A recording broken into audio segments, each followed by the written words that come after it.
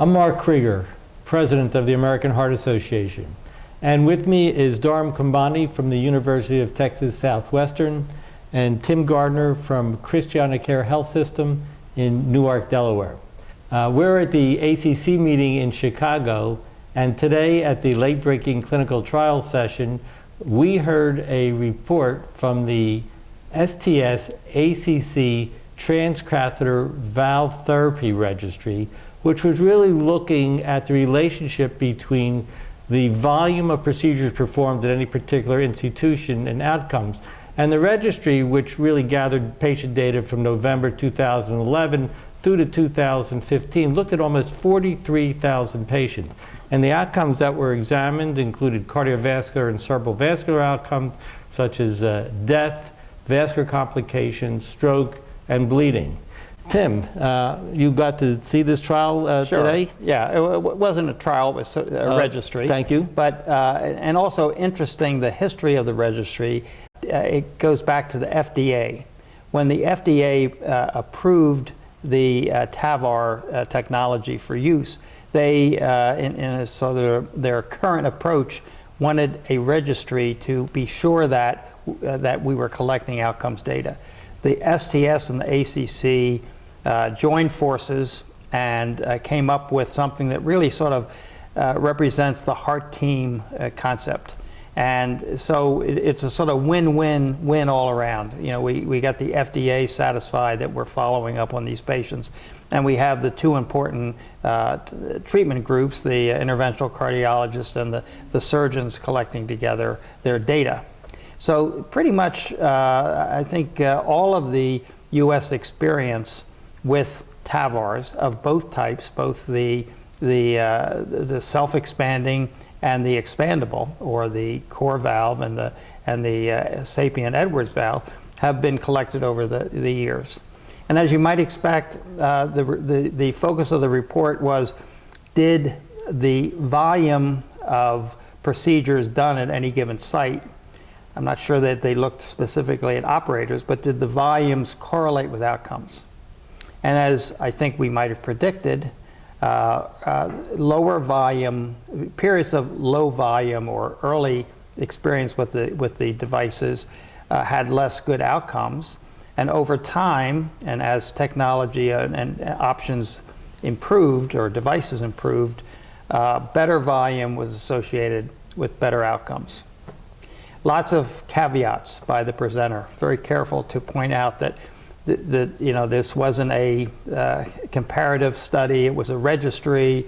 Some groups you know, started off slow and had low volumes but still did all right. Other groups you know, came in with larger volumes and maybe have mitigated a bit of the learning curve.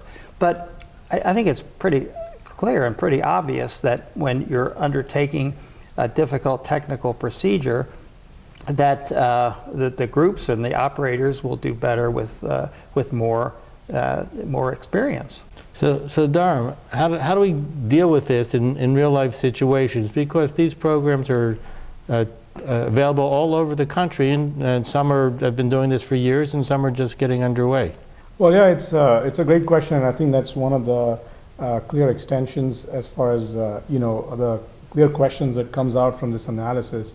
Is you know, when you look at the outcomes that you outlined earlier, mortality, bleeding, vascular complications, and stroke, there clearly is an inflection point where below that the outcomes are significantly worse, both unadjusted as well as on risk-adjusted analysis. And so, you know, the break-even point, you know, again, these are preliminary analyses. It hasn't been published yet, but the break-even point, you know, appears to be in the ballpark of, you know, somewhere between 70 to 120 procedures, depending on the outcome you assess. And so it's very, it's a log linear relationship. There's a very steep learning curve initially, and then after that, I think it still keeps going down, you know, even beyond, even for higher volumes.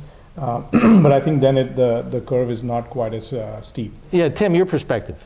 Well, I think it is fairly self-evident that for proceduralists, more experience allows them to do even better.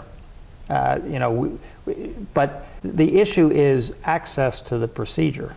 And in some instances, and in some areas of medicine, we have to allow for lower volume centers and lower volume proceduralists in order to ensure that patients have access to a particular treatment. And emergency PCI in STEMI patients is a good example of that. You can't have all of those patients referred to centers. But in this case, there may be some rationale. This is generally an elective procedure for regionalization or for the acceptance of centers of excellence where there are high volume teams and where patients would not be excluded from the possibility of treatment or of an important treatment. So I think depending upon the nature of the procedure, you could make a case based on this report that we should be potentially regionalizing or looking to centers of excellence that have high performing teams for something that is basically an elective procedure. And there's emerging procedures too. The MitraClip is another example, which is really just getting underway in a number of centers. Dharam, would the same principles apply? Yeah, I think you would expect that the same kind of learning curve would be observed even for mitral procedures, transcatheter mitral procedures. And indeed, what has already been outlined is that there's a steep learning curve for this procedure, for the MitraClip procedure, and the times to do these procedures. When people start out doing these, they're in several hours, and then once they mature in their experience, then it can be safely and safely done in much shorter time periods. So, findings from the TVT registry, which to many of us were not unexpected, where volume does relate in part to complications, and that experience does matter, and certainly adds to our knowledge base of how we're going to be approaching patients as we move into the future who will be undergoing transcatheter aortic valve procedures for aortic stenosis.